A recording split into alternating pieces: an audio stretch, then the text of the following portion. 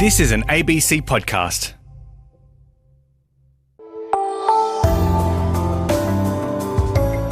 Hilary Harper here, hello.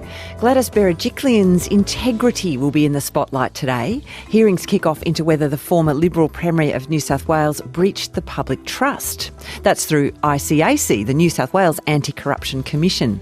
Meanwhile, in Victoria, several of Labor Premier Daniel Andrews' ministers have fallen by the wayside over allegations of branch stacking and other improprieties. IBAC, Victoria's independent, broad-based anti-corruption commission, is investigating. The federal government has a model for a Commonwealth anti-corruption body, but would it do the job that we, the public, want it to do? This is Life Matters on Radio National. What makes you trust or mistrust your political leaders? How they handle donations or grants, for example? How they communicate? How they deal with wrongdoing in their ranks? For today's talkback on Life Matters, I would love to hear the things that ping your moral compass and what mechanisms you'd like to see to keep our governments accountable, whether that's state or federal or even local level. And just a reminder, we're going to keep comments respectful and we're not going to name any of individuals today. With us today are two guests who are really well versed in this field. AJ Brown is Professor of Public Policy and Law at Griffith University and a board member of Transparency International Australia. AJ, thanks for joining us. Good morning, Hilary. Hi. Now, with us too is Dr. Yi-Fui Ng, Associate Professor at Monash University's Faculty of Law. Her research looks at strengthening political institutions and enhancing executive accountability. Yi-Fui, welcome. Good morning. Good to be here. Now, this is a really interesting topic because it's so timely at the moment. We're seeing two investigations in different states into integrity issues. We're going to look today at the Commonwealth issue as well. Yi-Fui, you've researched quite extensively in this area, but you've also worked within the state and federal public services. What prompted you to want to work more on strengthening Australia's accountability mechanisms? Yeah, as you said, I've worked in the Prime Minister's Department and the Victorian Premier's Department and Victorian Department of Justice. And in my time in government, I saw a culture of wanting to hide information from the public, especially if it's embarrassing to the government. And the tendency is to try to undermine accountability rather than promote it. So my research looks to strengthen the rules and laws and institutions of government to maintain accountability.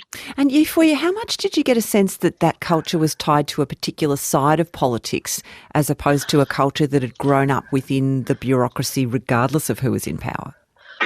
I think it's both sides of politics, and the reason is a number of reasons. The rise of ministerial advisors in government who adopt a very partisan manner in their dealings, and they've become very powerful, and the public service has become less powerful because of that. And also the public service senior bureaucrats are now on fixed-term contracts, so they don't have that permanent tenure anymore, and that makes them in a sense, more responsive to government, but also more afraid to express their frank and fearless views. So those are some issues that we might look at as this talkback progresses here on Life Matters today. And if you'd like to join in with our guests, Dr. Yi-Fui Ng and AJ Brown, we would love to hear from you. AJ Brown, what do we know about the levels of trust that Australians have for their politicians at all levels and how that is changing over the years?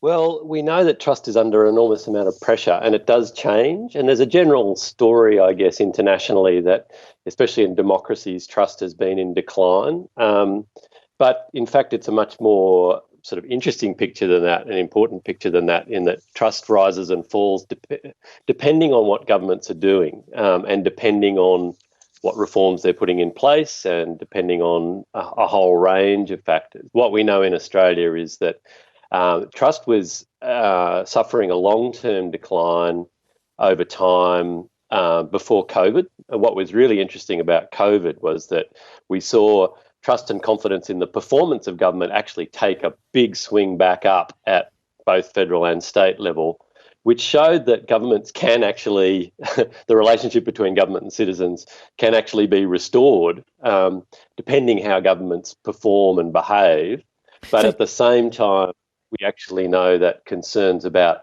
corruption and honesty are also growing at the same time. So we know that it's under a lot of pressure.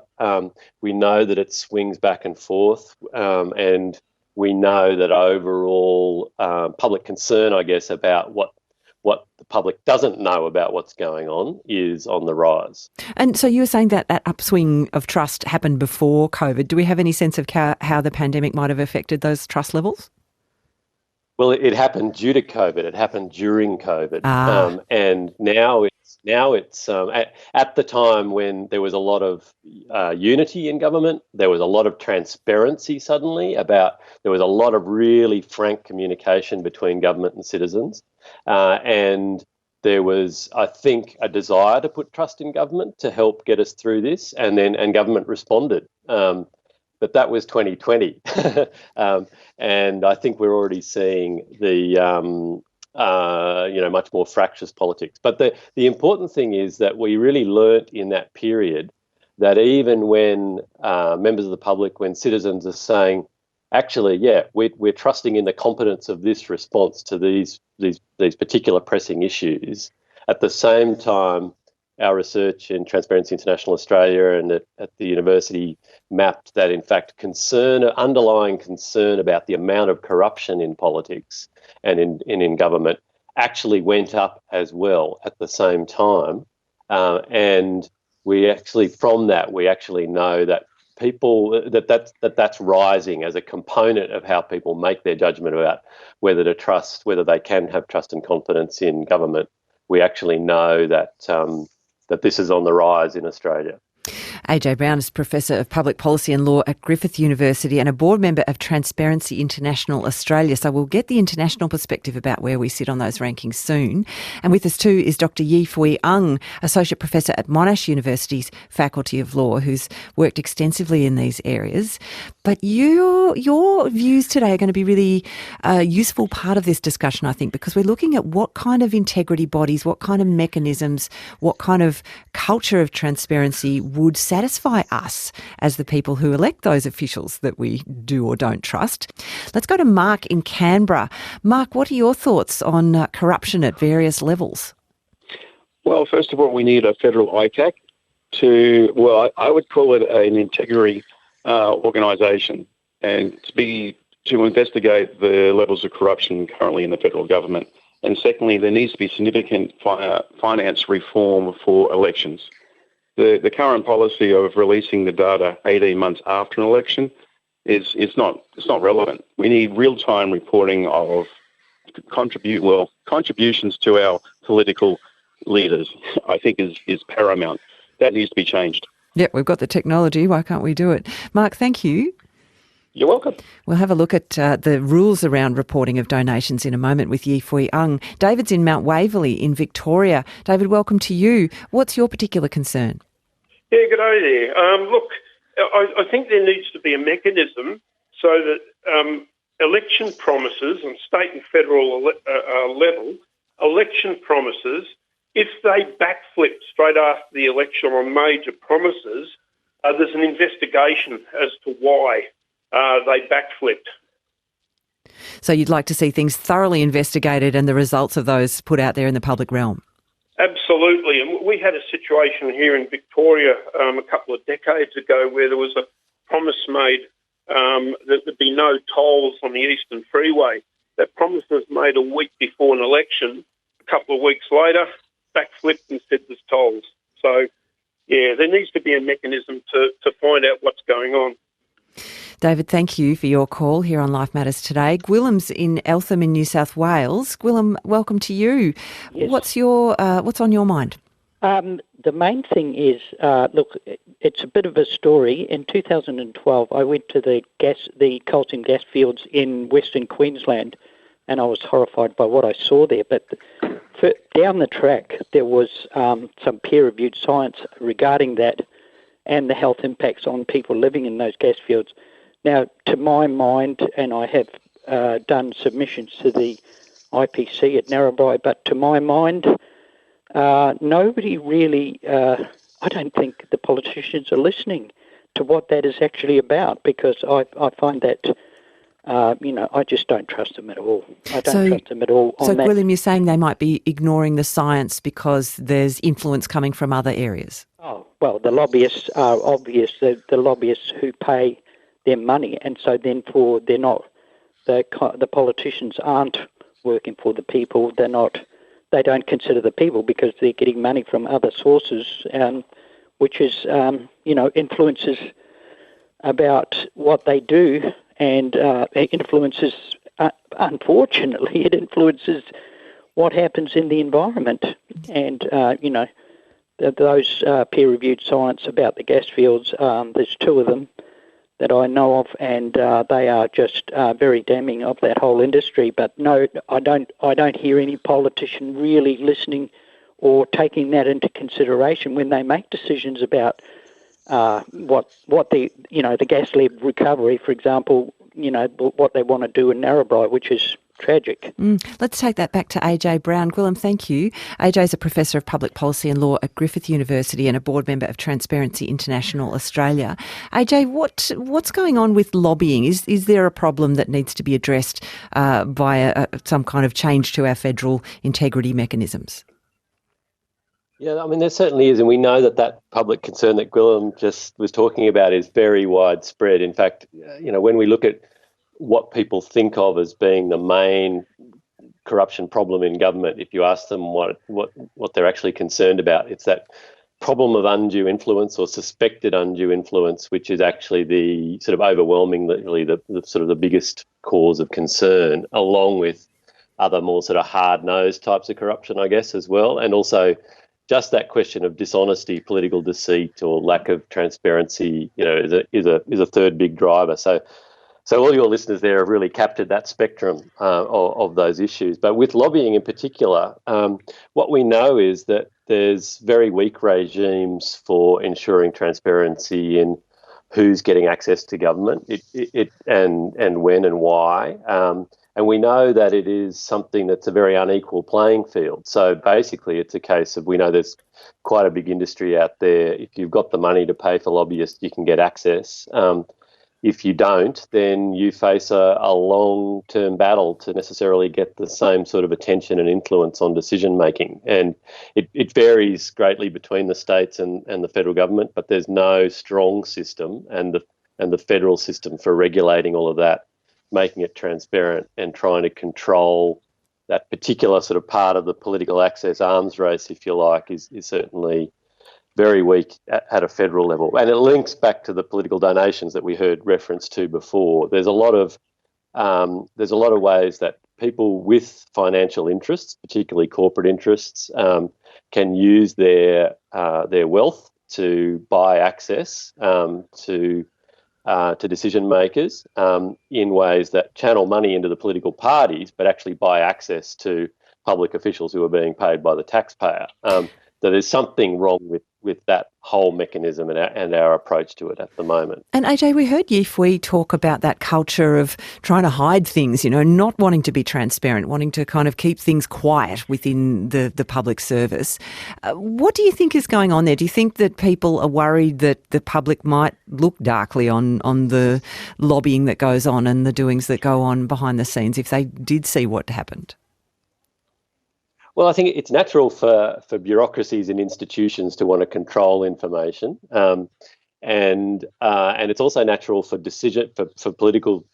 politicians at the highest level to want to control information, especially in the age of social media and the 24-hour news cycle. And controlling information is how you survive.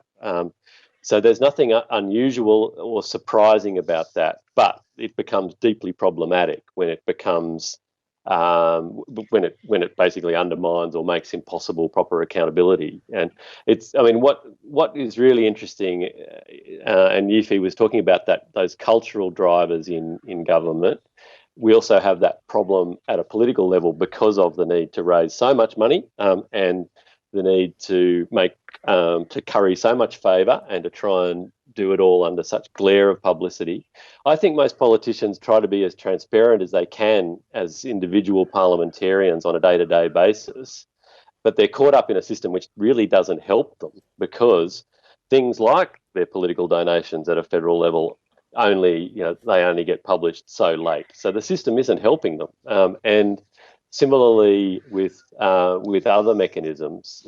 So I think what we know is that we rely very heavily on institutions to help compensate for that. I think as citizens, we rely on the fact that there is an ombudsman or anti-corruption body, a human rights commission, that there are these agencies that are keeping an eye on all of these things, and that they will tell us if there's a big problem because they're keeping a closer eye and they've got better access to all that inside information if and when they need it. And I think that's part of the public expectation now, that we will strengthen those bodies to help do the job for us as citizens, because it's so much harder these days.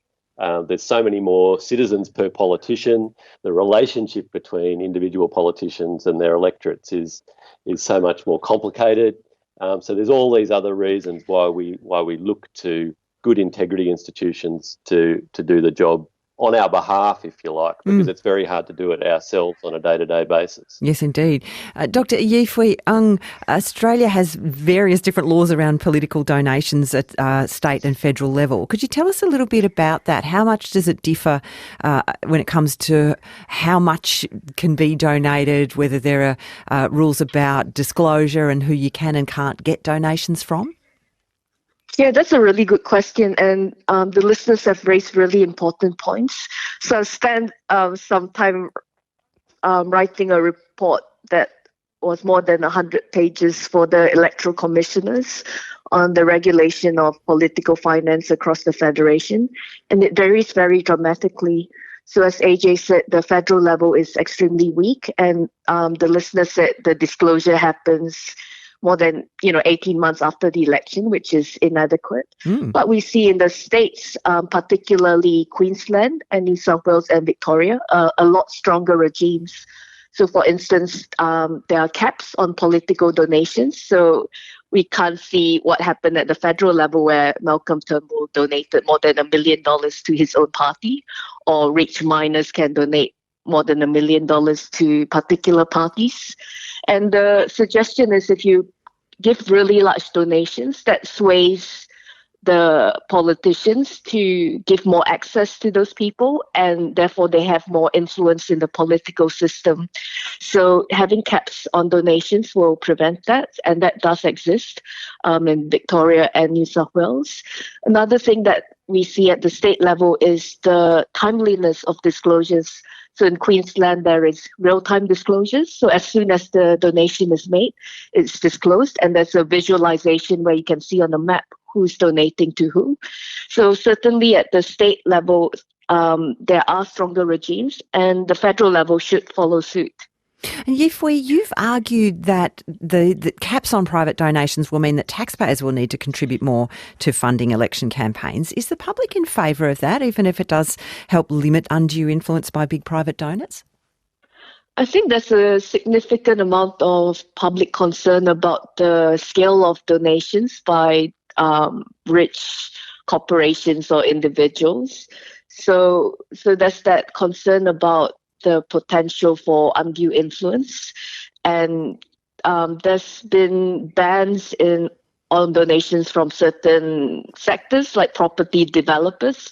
We've seen at the state level that when property developers give large donations, then there's a direct exchange where their developments are approved.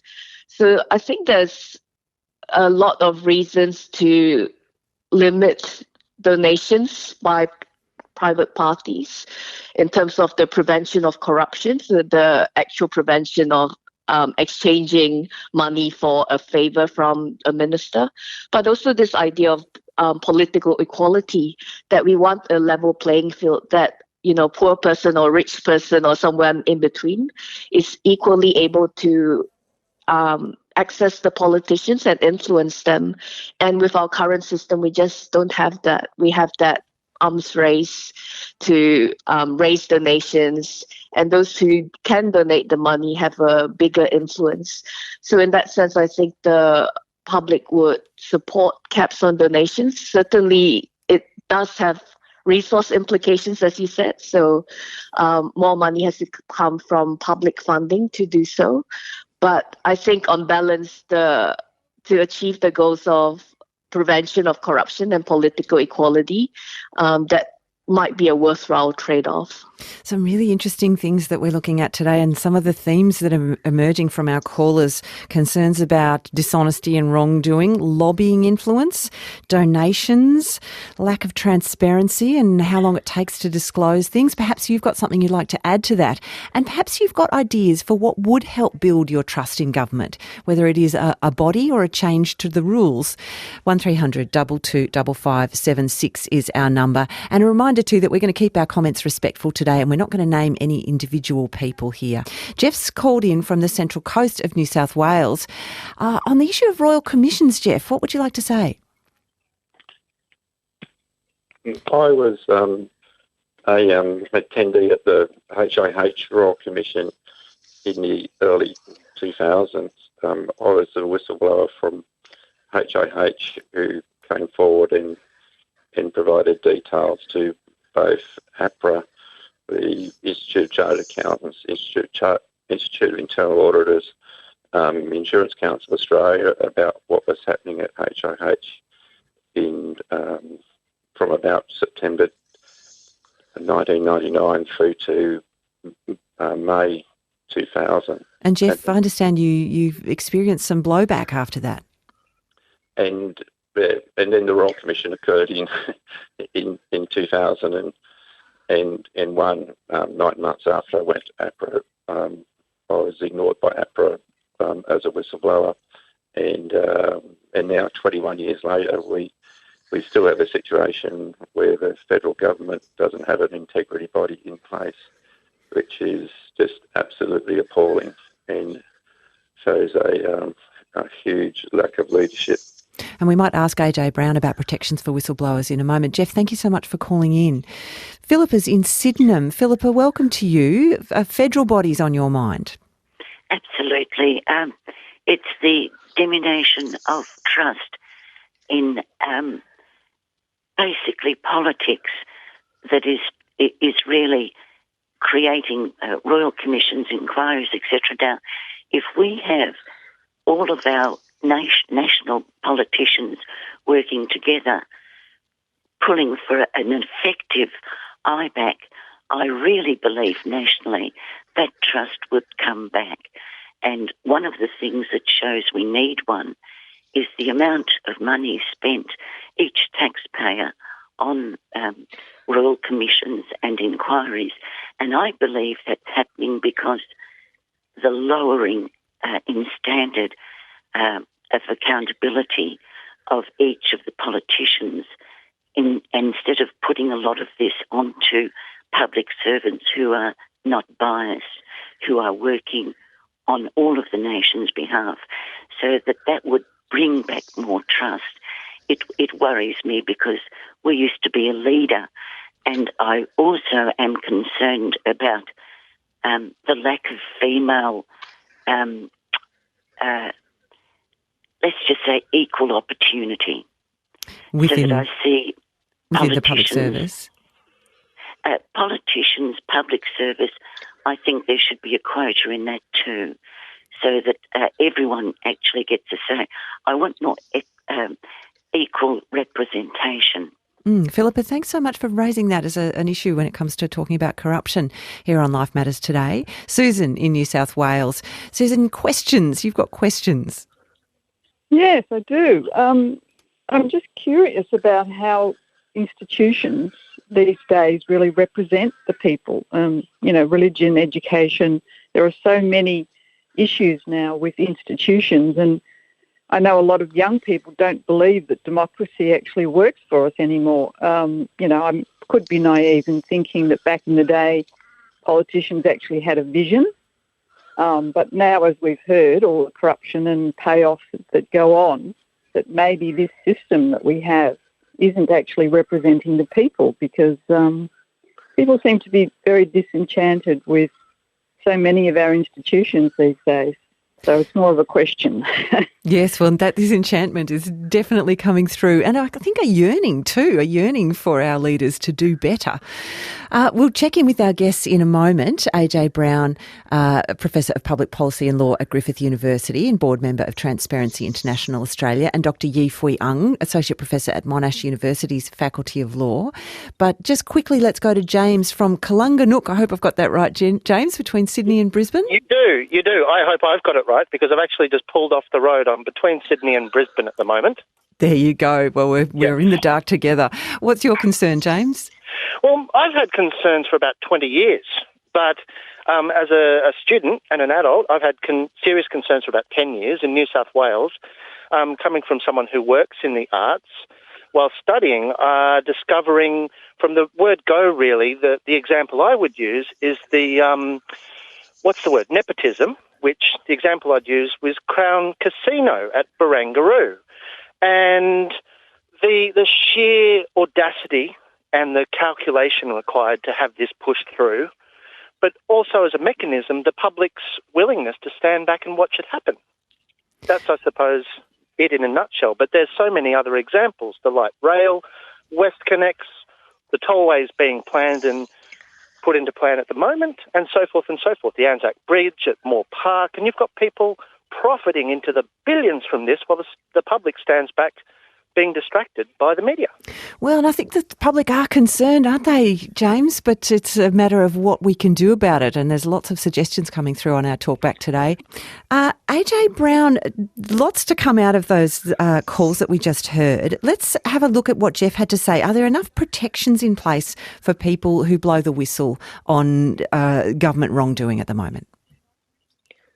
Well, the short answer, Hillary, is no. We do have some of the better laws comparatively around the world, and they've recently been strengthened for the private sector, employees, but by the federal government. But the bottom line is that it's always a very hard road for whistleblowers, or usually very often a very hard road for whistleblowers. And what we lack is sort of teeth, again, in our institutions. It comes back to that question of strong institutions to make up for the type of concerns that Susan was pointing to there about, can we really trust this system to work for us as a citizen? And what happens to whistleblowers is a very good test of that, because we know how important they are. But very often the laws just exist on paper, and it's very hard for whistleblowers to actually get the compensation, make sure that they haven't ended up worse off for having done the right thing by society and even by their own employers by coming forward with information which has really positive effects in the long term. Mm-hmm. So it is it's part of this very big jigsaw, and it reinforces that, I guess, a Federal Integrity Commission is absolutely the single biggest missing link in our institutional architecture, if you like. And what we've really heard there is reasons why the scope of that type of integrity body needs to be broad to deal with things like money laundering risks and the connections with corruption that were alluded to by James there. But in order to really know that we're getting to the bottom of things, it's really important that an agency like that be able to look across different sectors and really understand what's going on. But it can't be necessarily a silver bullet for all issues. It in and of itself may or may not necessarily deliver better protection for whistleblowers.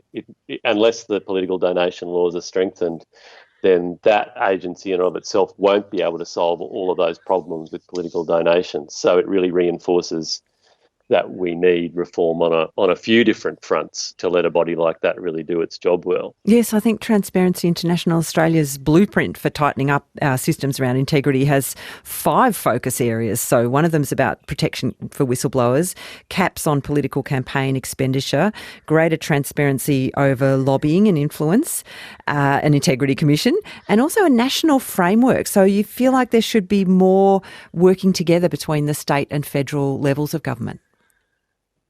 Absolutely, and that's part of what the wider brief of a Federal Integrity Commission needs to have in order to cover some of those issues that your callers are pointing to. They actually cross over between the public sector and the private sector and different public sectors at different levels. And I think it reinforces actually what Ifu was saying about the what's going on in our federal system, because things like the reform of political donation laws have been led from a state level, and they've been led from both sides of politics. It was actually the Liberal government in New South Wales and the Liberal Party in the ACT that really led the move towards capping political donations and capping political expenditure, what's more, in terms of party campaign expenditure, which is really the real driver of this problem of money in politics. And so we do have, all of these things are actually quite realistic because we're already doing them in different states within Australia. We're already doing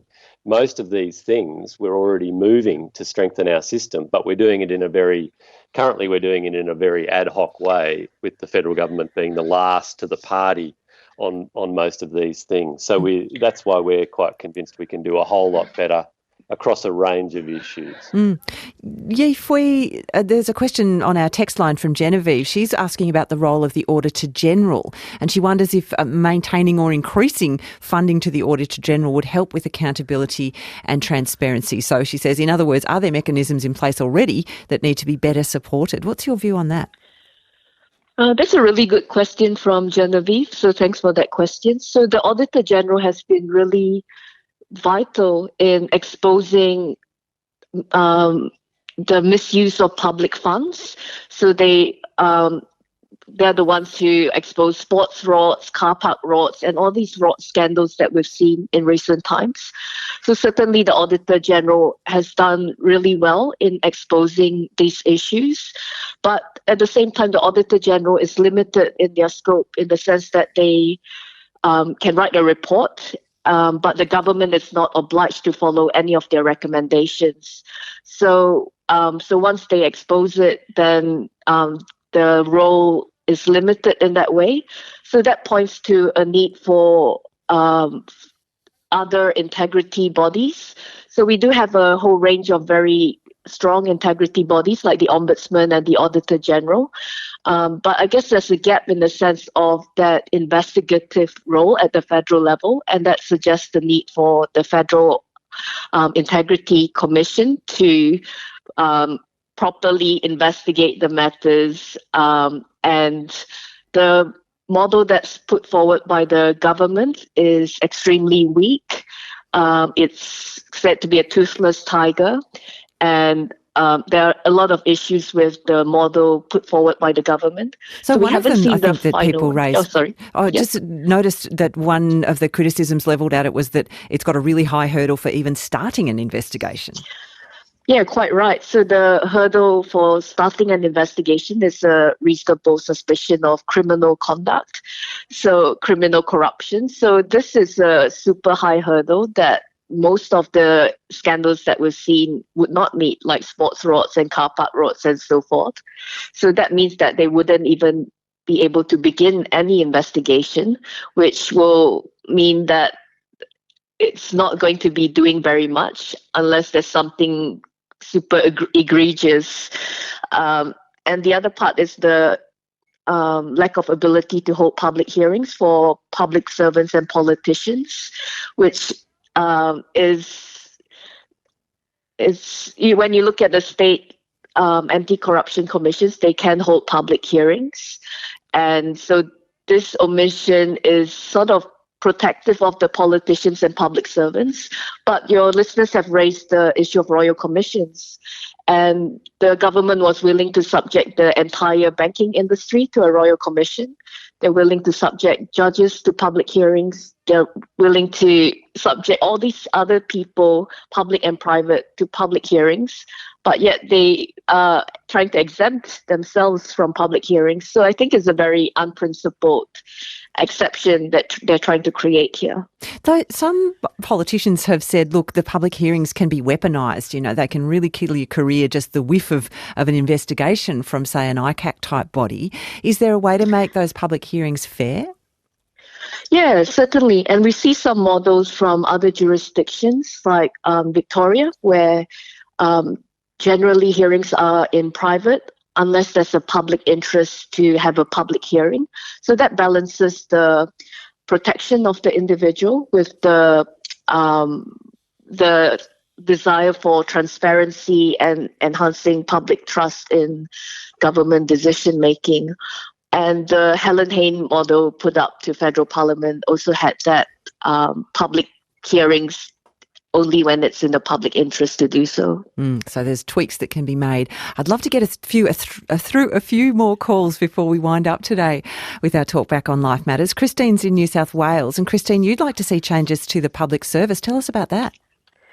Yes, well, years ago I managed a grant scheme in New South Wales, and it was after the whiteboard affair, and as a result of the whiteboard affair, the federal whiteboard, it was a scandal, but very small beer compared to what we have today. The Attorney General came out with a whole lot of guidelines for the administration of grants. Now, that's existed now for a very long time, and all that needs to happen for our government to use taxpayers' money, our money, more efficiently and more effectively is to follow proper process. But you won't get proper process unless you have a strengthened independent public service. And I think the rorts have increased as the hollowing out of the public service and the politicisation of the public service. So all of the things that everybody else has said are true, but part of you won't get anywhere unless there's a strengthening up the top, where we really need this because we're in very difficult times, and I think there isn't quite enough understanding in the public of all of these rorts, and it's really inefficient and ineffective use of our money. Exactly, we should be Christine. Looking at the money. We need to manage things better. Yes. And, it's sort of like a post-World War II we need leadership from an independent public service at the top who can say, Minister, that's not okay. They need to speak truth to power, don't they, Christine? Thank you. Our last call, I think, Rochelle from Bega. Rochelle, what's your concern? My concern is there's absolutely zero accountability for Australia's treatment of First Nations people. The First Nations people, so many different nations, so many different languages got together in Uluru and gave us a statement from the heart, which was completely knocked down by the government. These are our elders and emerging elders. And not only that, I feel the government told some falsehoods in that the First Nations people wanted another, section in the parliament. They want a voice in the parliament. They want the nation to heal. It's just continually appalling, the treatment. The figures of incarceration in Indigenous youth. There's no point in going on. We all know about it. But there's zero accountability and nothing's happening. Housing, health, lots of areas of concern. Rochelle, thank you. I want to quickly go to AJ Brown before we wind up this talk back today. AJ, you sit on the board of Transparency International Australia, and I think we were 11th in the international rankings this year. Should that give us some comfort that we've been consistently in, not a bad position? Well, I think the problem is that we've slipped quite substantially out of about being in the middle of the top 10 about a decade ago, and we've slipped and we haven't gone back. And I think a lot of people are waiting to see how some of these types of reforms play out, to see whether we are really getting on top of our quite clear and obvious corruption issues now. And I think it really goes to what your callers have been saying there. It's partly about the responsiveness of all our institutions. So things like the First Nations voice to Parliament, the way that government interacts with citizens overall, both in that sense, but also more broadly, is part of how we need to modernise and adapt and not stay stuck in the same ruts. But what's really, I think, important is for people not to despair. even when it comes to things like grants programs and sports frauds, we should remember that the Federal Auditor General had made some recommendations about starting to fix up the system, and the government's accepted some of those recommendations. So we know that some of the machinery does turn in the right direction, but we also still know that we need a good, strong Federal Integrity Commission to actually see all these issues through. And I think we need to remember that the government's legislation for a Commonwealth Integrity Commission has not been introduced yet. I think we have to not despair and assume that these issues can't be fixed, because we've got so many precedents at a state level, as Ifui was saying and others have been saying, for how we can do this well and, if necessary, improve upon some of that experience. So really the pressure is back on our federal parliamentarians now to show that they've listened to all the analysis and the criticism, but also to the opportunity to really get these things right, because we do actually believe that on those international indexes, but even on our own national indexes, we've got good reason to believe that if government can come together, different political parties can come together and convince citizens that they're taking this seriously and doing some serious reforms that aren't being accused of being toothless tigers, then people will be reassured that sort of as a society we are actually we are in a position to keep on top of these issues. Yep, and those officers have emails and phone numbers. If you are concerned, you can get in touch with them about that Commonwealth Integrity Commission draft. AJ Brown, Professor of Public Policy and Law at Griffith University and a board member of Transparency International Australia. Thank you. And Dr Yifui Ng, Associate Professor at Monash University's Faculty of Law. Very much appreciate your time today. Thank you. Michael McKenzie, what are you hearing in response to these ideas we've been tossing around? Droves of responses. Droves, Hillary. Sally texted from Hurlstone Park in New South Wales to say, the big question is, how do we get our public servants back? Not contracted yes men. Our shameful lack of foreign affairs policy, defence, housing, health, education, environment and Aboriginal affairs are her arguments for the restoration of public servants. Peter in Bayside says corporations should not be able to make political donations. They are not voters, and as non-human entities cannot by definition have political views. So they're obviously making political donations as an investment driven by commercial considerations that may not be in the public benefit. Anna says we are asking those who have the most to lose in bringing in an integrity commission to make a decision to bring it in. How's that going to work? Paul in Canberra says just limit advertising to your own policies and ensure honesty as well. And Robbie from Murwillumbah says democracy requires participation. Many people I know pride themselves in not sullying the purity of their minds by taking an interest in politics. Christine in Sanssouci says trust. Private certifiers were brought into the building industry and look what happened. Buyers have been left paying for substandard buildings. What government department thought that up? Scandalous. Another person, in this case Joe from Burwood in Sydney, says the public is kept distracted by bread and circuses, e.g. food shows on TV and sport. And Mark, who lives in a glorious part of New South Wales in Yarrahappini, says Australians are unable to trust the government because they do the bidding of vested interests and clearly do not listen to the people's voice. We know governments have become arms of corporations and we can't trust corporations either. And those were the themes that really emerged in our talkback today. Thank you, Michael. Thank you. They were chasing their dreams. Now they're running for their lives. This is just a body going to Australia, not a soul or a heart. Afghanistan's young scientists and scholars and one Australian university's Am I crazy? incredible mission to save them. But it probably is the most intense experience I've had in my life. Natasha Mitchell with gripping, moving and very human stories of science. Science Friction on the ABC Listen app or wherever you get your podcasts.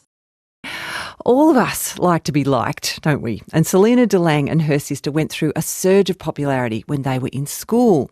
But what a house of cards being liked can be. This is Selena's true confession. Hooray, happiness, celebrations. For most Aussies, that's Melbourne Cup Day. But I confess, for my sister and me, this day brings Melbourne Cup melancholy. Our embarrassing story began in 1959. I was 14 years old, my sister 16. We attended an Anglican church boarding school in Victoria. Our stern headmistress frowned on gambling. Even charity raffles were strictly forbidden. "Best you two shut up to your teachers about my racehorses," our father warned. In 1959, he entered our horse Nethergold in the Melbourne Cup. "If the horse wins, it's double-header ice creams for the entire school," he promised. Double-header ice cream seemed a glorious treat. My sister and I skyrocketed in popularity. 120 boarders all loved us. Mrs. Rivers, assistant cook in the school kitchens, loved us too. An excitable gambler, she confided she'd already won good money on our horse in past months. A problem occurred. At cup time, school kids would be in class. How soon could we learn race results? No mobile phones in those days. The transistor radio always blared in the cook's kitchen. Aha, the solution! My sister gave scatterbrained Mrs. Rivers clear instructions. Soon as you hear race results, walk quietly past classroom 4B. I'll sit by the window. Hold up one finger if the horse wins, 2 fingers if it runs second, 3 fingers for third. But be very discreet. The headmistress will be taking class.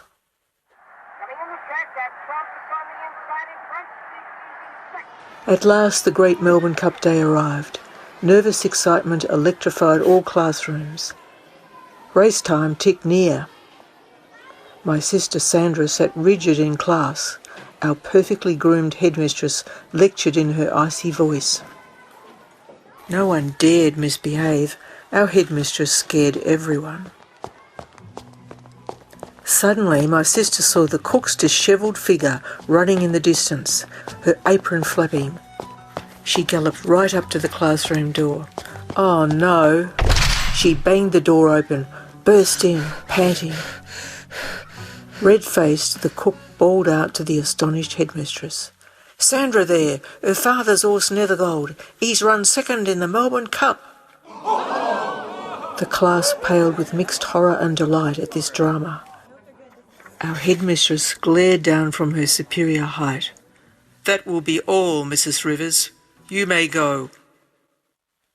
Realising her terrible outrage, the cook slunk out. Class ended, scandal and bad news erupted. Goodbye double-header ice creams, goodbye popularity for my sister and me.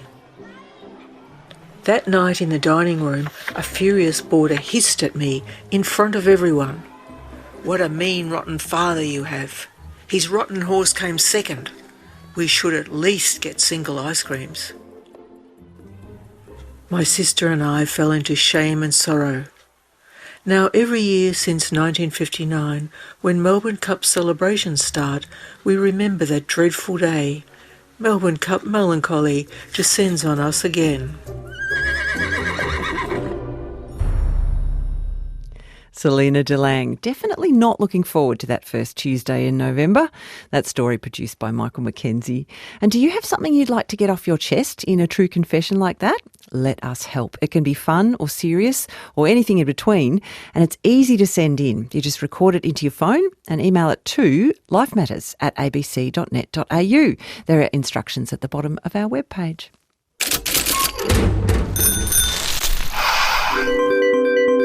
Life Matters has got mail. Now it's time for the mailbox, and we begin with your reaction to this segment explaining hydrogen as a future source of energy and exports. What a cracker discussion that was. Andrew says, I just finished listening to your segment on blue, grey and green hydrogen. It was an extremely informative segment. Well done. We need more like this. And William concurred. He writes, congratulations to electrochemical engineer Jessica Allen for her succinct, clear description of the future use of hydrogen as an energy source. She should be a regular commentator on RN. And William, we couldn't agree more. We'll certainly be going back to Jessica for future stories, never you fear. On the related topic of Andrew Twiggy Forrest, many of you were critical of his support for green hydrogen, given the way he's built his fortune through iron ore extraction. However, Owen begs to differ. He writes, please inform your listeners about Twiggy Forrest's fantastic Boyer lectures on our ABC in 2021. He gave 4 great lectures this year, one on green hydrogen. One of his points was that his company, Fortescue Metals, produced hundreds of millions of tonnes of carbon dioxide each year. He was determined to turn all his businesses around over the next 10 years by producing green hydrogen. And on our conversation around a new podcast on why people have chosen to come out or not, Mark says, we live in the lower Blue Mountains and I'd say my son, 16, finds it very hard to be gay, especially through lockdown. He says it's still not fully accepted in the larger society, let alone at a Catholic school where he's chosen to go. Hopefully one day, says Mark, it just isn't a thing, a topic of discussion, it's just relations. Another listener who wants to remain anonymous wrote to us after hearing our story about fashion and buying the wrong clothes. She says, I am a dressmaker, but most of my work comes from altering cheap garments bought online. Customers are not prepared to pay me for a quality-made, well-fitting garment, but will buy rubbish online and expect me to repair it, fit it, and produce a miracle to satisfy their inflated expectation about how the garment should look, and all for less than minimum wage. I affirm my resolve, says this texter, in fact, an email writer, I affirm that my resolve to refuse this kind of work in the future. With all this talk about supporting local business, how about making an appointment with your local dressmaker? And lots of engagement, Michael, on your story on tiny homes and micro-living. Alan writes, thanks for the program, but I cringe at the thought, even though I live alone with Winston, the mini poodle. He says, I looked at that space and then I went to my living room and sized up my grand piano. End of story. I'd have to sleep on it with the dog bed underneath and hope I didn't fall off. He says, I didn't even get to my other musical instruments, which includes a large organ, all for sanity. Well, you could also sleep inside the piano, I think, across those strings with a little bit of padding, be fine. Very cosy. Genevieve used to make her Renault house available for family and business, and then she changed everything. She writes, this year I've lived in a caravan on a large bush property in the Blue Mountains. I have basic indoor and outdoor cooking facilities. I fill my water tank from a hose. I have access to a flush toilet and bathroom in the main house and a dry toilet out the back of my caravan. If the caravan were mine, she says, I would gut it to have some floor space, and people much bigger or taller than me still might struggle. I love the way she says I'm living. As long as I'm in a sort of community doing it, I can't think of a better way to live. And Julie writes from Mullumbimby that my partner and I happily lived on a 12-metre yacht for 11 years. She says we learnt to utilise space and storage very consciously, and we were very careful about only buying what we needed. I was able to conduct my coaching counselling business when sailing, often anchored off an island. And she says we both had our own dedicated space on the yacht. Oh, of course, we often had the open space of the ocean to ameliorate the lack of space aboard. How lovely. Oh, sounds so good. Look, and on the topic of finding joy when you're having a bad day, David wrote in to say, I find walking my neighbour's dog very uplifting. Toby looks forward to a walk as his mistress works. This is great for him and for me. And David said it only cost me for those little plastic bags. Yes, they are very necessary. Thank you, Michael. Thank you. And thanks to the team that produces Life Matters. It does sound like the magic of radio, but it's really hard yakka behind the scenes. That's much the same, actually, as real magic shows. Those smoke and mirrors take years of practice. And on our next program, we're going to hear about some of the almost forgotten characters in Australia's magic scene, the women who you might think were mainly being sawn in half. But there are some fascinating women who did tricks and produced their own shows and helped make that magic on stage. And they're being remembered through the magic of technology now. Join me next time on Life Matters for that. This is Radio National.